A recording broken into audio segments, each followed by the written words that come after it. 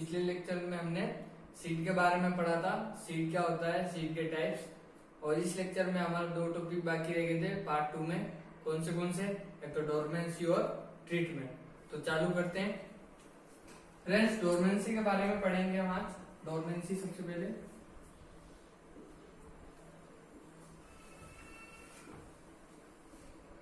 Dormancy friend, dormancy होती क्या है सबसे पहले हम ये देखेंगे। डोरमेंसी होती क्या है दोस्तों? डोरमेंसी से सीधा अर्थ है कि कोई भी बीज है वो एक निश्चित समय के लिए, निश्चित कालांतर के लिए, ड्यूरेशन, टाइम ड्यूरेशन के लिए वो जर्मिनेट नहीं होता है।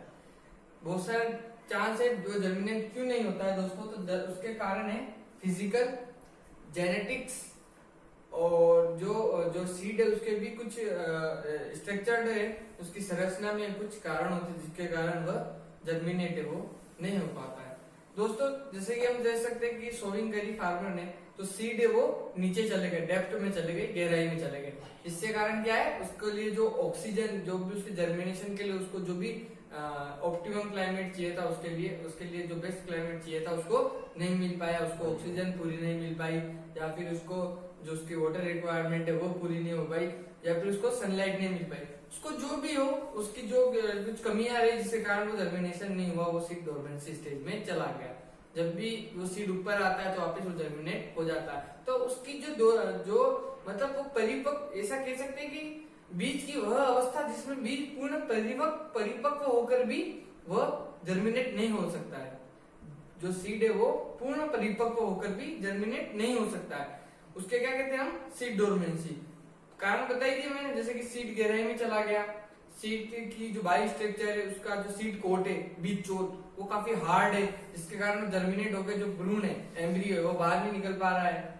इसके अलावा ये हो सकता है कि उसमें जेनेटिक्स कारण, जब बीज बन रहा था, पक रहा था, तो उस टाइम कुछ उसके जेनेटिक्स कारण रहे जिसके कारण वो परिपक्व तो हो गया पर वो जर्मिनेट नहीं हो पा रहा है कुछ टाइम के लिए। ऐसे कुछ कारण है जो सीड डोरमेंसी है उसके लिए माने जाते हैं, इनके कारण सीड डोरमेंसी होती है दोस्तों।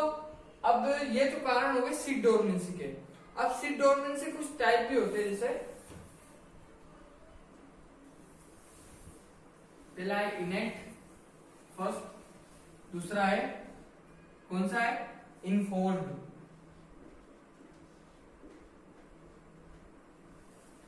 और तीसरा है इंड्यूस्ड। ये तीन टाइप होते हैं, 3 टाइप ऑफ डोरमेंसी होती है, इनेक्ट, इनफोर्स्ड और इंड्यूस्ड। 3 टाइप की डोरमेंसी होगी। इनफोर्स्ड डोरमेंसी उसे कहेंगे जो भी आपको बताया है, सोविंग करते टाइम सीड डेप्थ में चला गया है, उसको क्लाइमेट सही नहीं मिल रहा है, अनुकूल वातावरण नहीं मिला, जिसके कारण वो कुछ समय के लिए जो उसको जर्मिनेट है वो नहीं हो पाया है, वो सुषुप्त अवस्था में चला गया है, उसे क्या कहते हैं, इनफोर्स्ड डोरमेंसी। उसके बाद है इनेक्ट डोरमेंसी। आपको सिर्फ एग्जाम में डोरमेंसी के टाइप भी पूछे जाएंगे।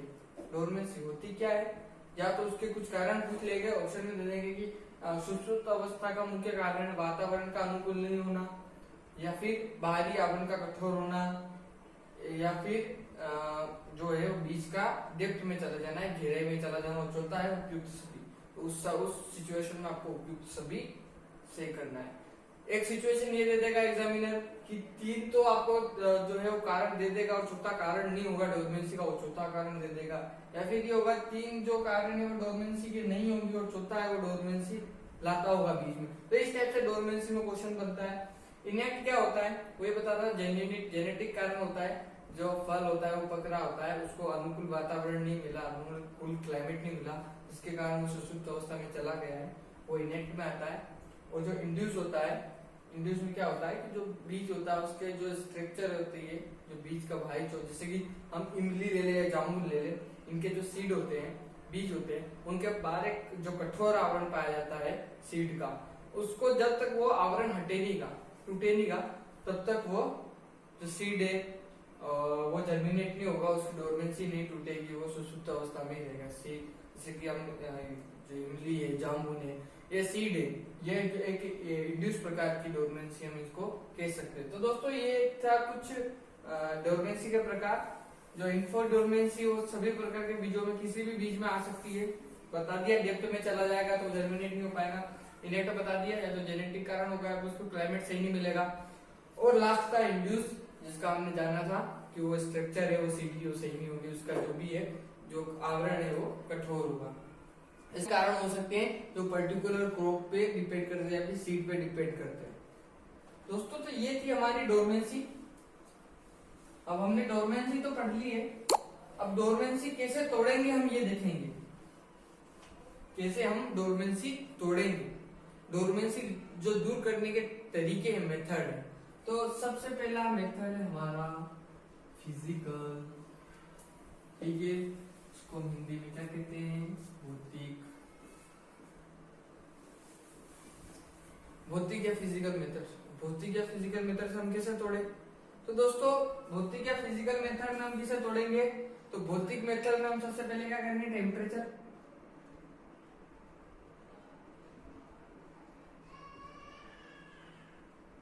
ठीक है दोस्तों।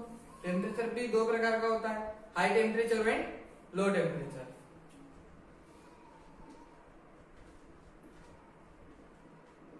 हाई टेम्परेचर और लो टेम्परेचर, दो प्रकार के टेम्परेचर हो गए किसके, जो भौतिक विधि है काई की हमारी की, जो भी हमारा हीट ट्रीटमेंट चल रहा था डोरमेंसी के लिए, तोड़ने के लिए, उसके दो प्रकार, जो फिजिकल मेथड है उसमें सबसे पहले क्या था, टेम्परेचर, और उसमें सबसे पहले क्या, हाई टेम्परेचर, फिर लो टेम्परेचर। हाई टेम्परेचर इसमें जो भी सीड है उसको रोकते तो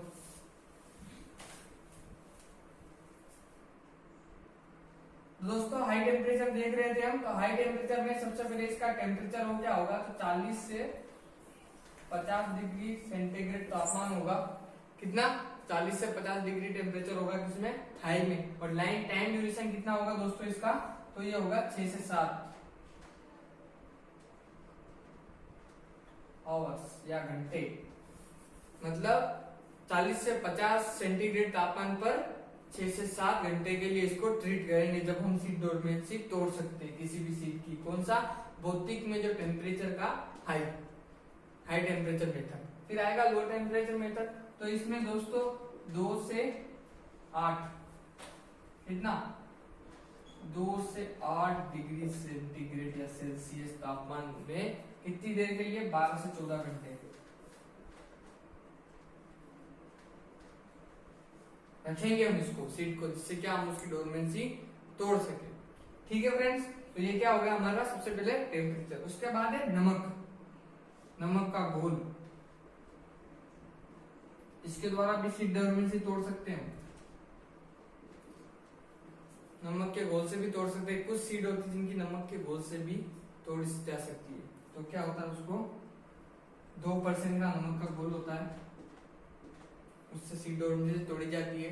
ये जो नमक का घोल का 2% का क्वेश्चन है, तो सीड ट्रीटमेंट के लिए भी पूछा जा सकता है, और सीड ट्रीटमेंट और सीड डोरमेंसी तोड़ने दोनों के लिए 2% का जो घोल है वो नमक का, वो काम आता है। दोस्तों एक कंफ्यूजन होता है, दो टर्म होती है, एक होती है स्टार्टिफिकेशन और एक थी स्कारिफिकेशन। दोस्तों स्टार्टिफिकेशन जो टर्म होती है, कौन सी, स्टार्टिफिकेशन,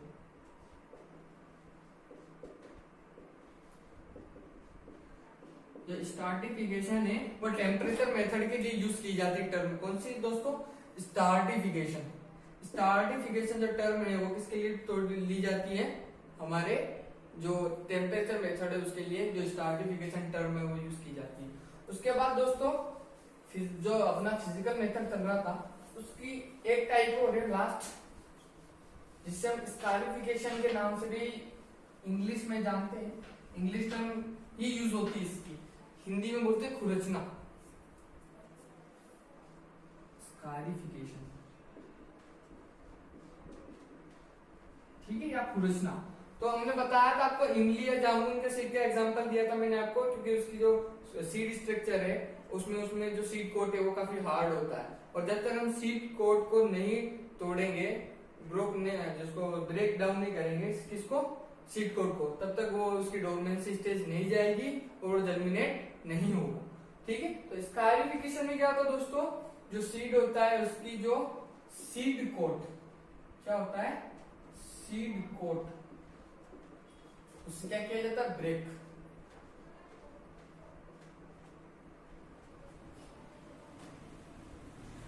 ब्रेक किया है, तोड़ा जाता है, ठीक है। तो ब्रेक डाउन करेंगे, उसको तोड़ देंगे, फिर उसका क्या होगा, जर्मिनेशन होगा, डोरमेंसी स्टेज खत्म हो जाएगी।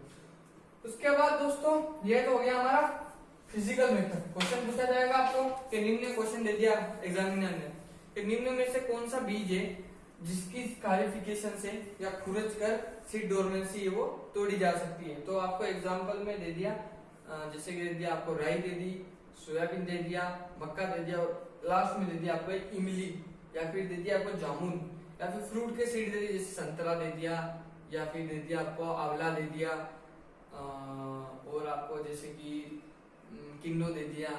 हालांकि ये भी रुटेसी फैमिली के हो गए, तो इसके अलावा और भी बहुत सारे फ्रूट है, मैंगो हो गया, तो उनकी ऐसे दे सकता है वो आपको, और इमली या फिर जामुन जो भी है, जिससे कि जिसके हार्ड सीड कोड होते हैं वो एग्जांपल दे सकता है, और उसका आप सही मानोगे।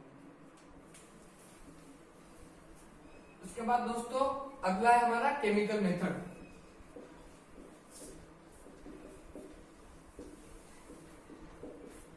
इसको रासायनिक भी कहते हैं, केमिकल या रासायनिक मेथड। दोस्तों केमिकल और रासायनिक मेथड में हम क्या देखेंगे, दो प्रकार का होता है, ठीक है। एक तो होता है कार्बनिक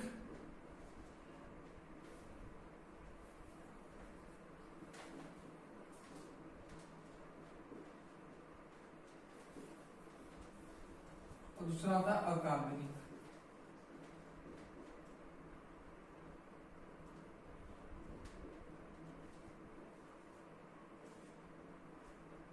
ठीक है, ये दो टाइप होते हैं किसका, केमिकल मेथड का।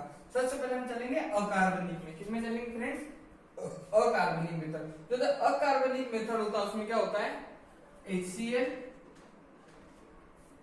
Hydrochloric acid. उसके बाद हम चलेंगे अगला हमारा KNO3, पोटेशियम नाइट्रेट या अमोनियम नाइट्रेट। ठीक है फ्रेंड्स, ये तीन सॉल्यूशन होते हैं, केमिकल होते हैं, इनसे द्वारा सीड डोरमेंसी वो तोड़ी जा सकती है। और इनका कितना परसेंटेज का फॉर्मूला बनेगा, तो इनका बनेगा 1 से 2% का, जो इनका सॉल्यूशन बना के सीड को ट्रीट करके इसकी डोरमेंसी तोड़ी जा सकती है। ये कौन सा हो गया दोस्त, फ्रेंड्स अकार्बनिक। अब कार्बनिक है, ये भी दो प्रकार का होता है, ठीक है। एक तो होता है जो होता है हार्मोन, जो हार्मोन के रूप में कार्बनिक केमिकल है या ऑर्गेनिक केमिकल है, उनका यूज किया जाता है। और दूसरा क्या था दोस्तों, हमारा था वो जो लैब में बनते हैं कृत्रिम रूप से, तो इसको सिंथेटिक या कृत्रिम समझ सकते हैं, ठीक है, आर्टिफिशियल।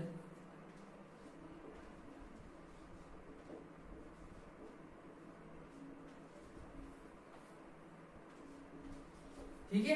अब हार्मोन में कौन सा है, जैसा कि इथ्रेल,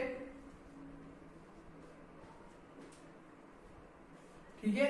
इथ्रेल के साथ हम Ga3 जिब्रेलिन दोनों क्या करते हैं, सीड डोरमेंसी तोड़ते हैं।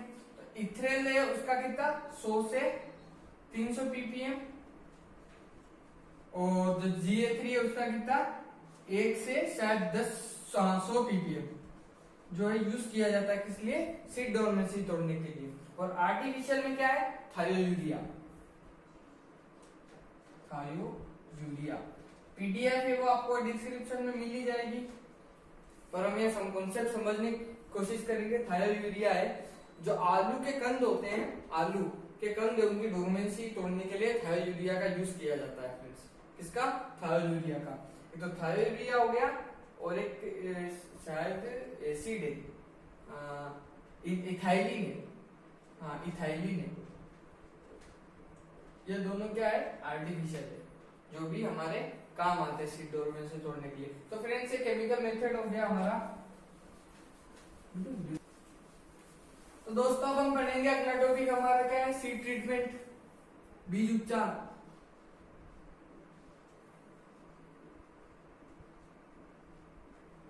सीड ट्रीटमेंट या बीज उपचार। अगला टॉपिक था हमारा। तो दोस्तों सीड ट्रीटमेंट या बीज उपचार है। सबसे पहला क्वेश्चन बनता है सीड ट्रीटमेंट करने की उपयुक्त विधि। सिंपल ट्रिक है, FIR। लड़ाई होती है थाने में, सबसे पहले क्या करने जाते हैं, FIR। F से फंजीसाइड, I से इंसेक्टिसाइड और I से राइजोबियम या कल्चर।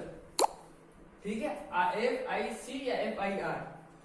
तो यहाँ पे R जगह C भी लिख सकते हो और R भी, यानी फंजीसाइड, इंसेक्टिसाइड और राइजोबियम। मतलब जब हम सीड लेके आए, सीड को ट्रीटमेंट करेंगे तो सबसे पहले फंगीसाइड से करेंगे, फिर इंसेक्टिसाइड से करेंगे, फिर राइजोबियम से या फिर जो भी जीवाणु कल्चर है उससे हम उसको ट्रीट करेंगे। जिससे क्या करेगा, जो हमारा सीड है वो डिजीज से बच सके, इंसेक्ट से बच सके और उसकी ग्रोथ अच्छी हो और हमारा प्रोडक्शन अच्छा हो। जिससे हमें क्या है कि ऊपर से उसको केमिकल देने की जरूरत ना पड़े।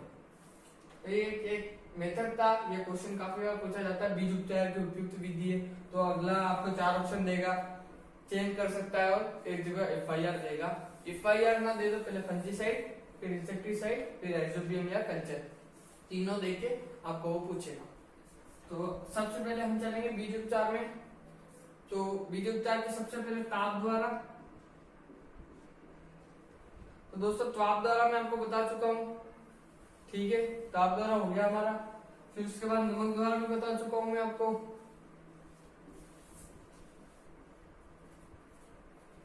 अच्छा, ताप द्वारा उसमें फर्स्ट पे अपन करते हैं जो 40 से 50 डिग्री सेंटीग्रेड तापमान के लिए 6 से 7 घंटे के लिए, या फिर टेम्परेचर हम कम होगा, अगर 30 से 40 डिग्री टेम्परेचर है या फिर 20 से 30 डिग्री टेम्परेचर, तो उसका टाइम है वो बढ़ जाएगा।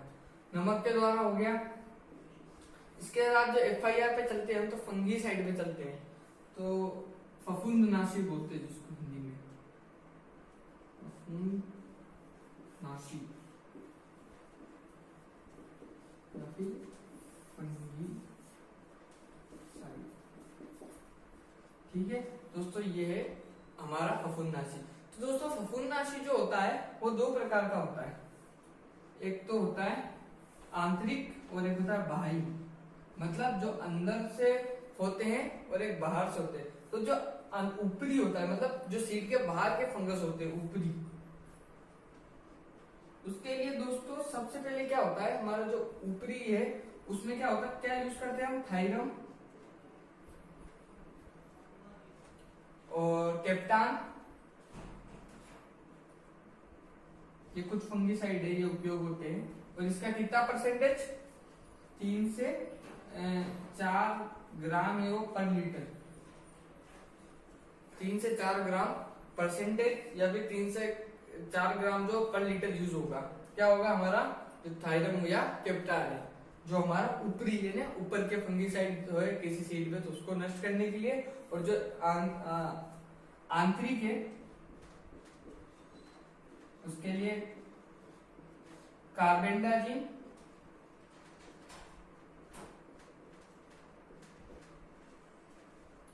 और एक था हमारा स्टेप्टोसाइक्लिन।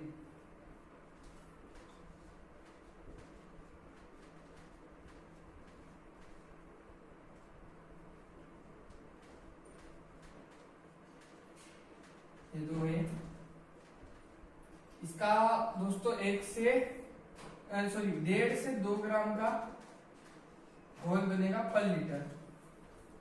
फंगीसाइड हो गया, फफूंदनाशी से ट्रीट कर दिया हमने।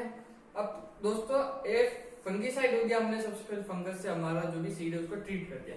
अब अगला आई, तो इंसेक्टिसाइड के बारे में पढ़ रहे थे हम, जिसकी फंजीसाइड हो गया था, इंसेक्टिसाइड और आईसी इंसेक्टिसाइड चल रहा था हमारा, तो कीटनाशी कहते हैं जिसे हम, कीटनाशी इंसेक्टिसाइड।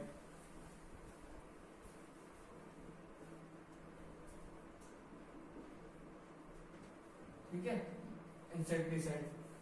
तो इंसेक्टिसाइड कीटनाशी हमारा, तो इसके लिए हम किसका किसका यूज कर सकते हैं, इंसेक्टिसाइड के लिए। तो दोस्तों यदि इंसेक्टिसाइड्स के बचने के लिए हम सबसे पहले क्या करेंगे, क्लोरोफाइरिफोस।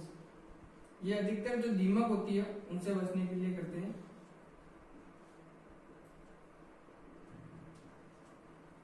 क्लोरपायरीफॉस,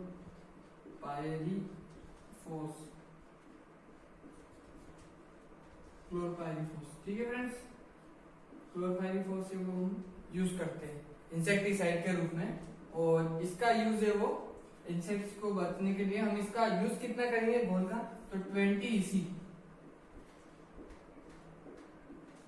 ठीक है। इमोल्सन कंडक्टिविटी होती है इसी की फुल फॉर्म, और ये पूछी जाती है। तो 20 EC का घोल बनाकर क्लोरपायरीफॉस का अपन यूज करेंगे। एक और होता है जिसको हम इमिडाक्लोरोपीड कहते हैं।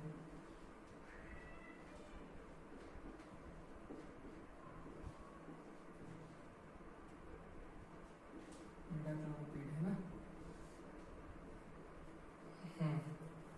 इमिडाक्लोरोपीड है जिसका यूज करते हैं हम, और इसका 70 WS, तो इसका यूज करते हैं 70 WS सॉल्यूशन का यूज करते हैं, किससे, कीटनाशी से उपचार के लिए, ठीक है फ्रेंड्स। और इसके बाद हमारा लास्ट चल रहा है R या C, राइजोबियम या कल्चर से उपचार।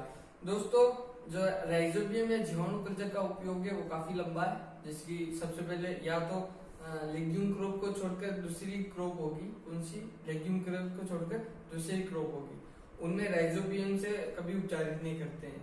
राइजोबियम से लेग्यूम क्रॉप को ही ज्यादा उपचारित करते हैं, ठीक है।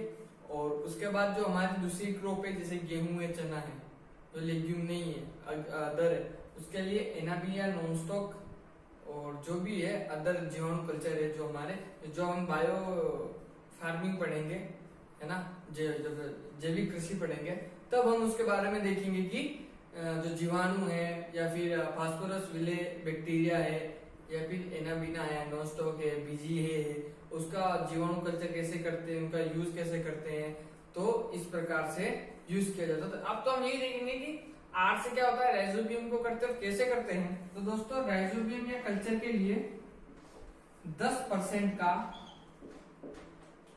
किसका, 10% का गुड़ तथा पानी का घोल बनाएंगे, किसका, गुड़ प्लस पानी, घोल बनाया, कितना, 10% का। उसमें 200 ग्राम क्या डाल दिया हमने, जीवाणु कल्चर, कितना, 200 ग्राम। और फिर हमने उसको फंजीसाइड से ट्रीट किया, इंसेक्टिसाइड से ट्रीट किया, और उसके बाद हमने राइजोबियम से ट्रीट किया। दोस्तों हमारे जो 2 टॉपिक और बच रहे थे कंप्लीट हो गए, डोरमेंसी और उसके बाद सीड ट्रीटमेंट, ये 2 टॉपिक और थे, और हमारा जो सीड का जो टॉपिक था वो कंप्लीट हो गया। तो thank you so much video देखने के लिए। PDF जो या तो पिछली वाली वीडियो में मैं डाल नहीं पाया था, तो इस वीडियो की जो डिस्क्रिप्शन की लिंक में मैंने सीड का पूरा जो टॉपिक है वो डाल दिया है। Thank you so much, like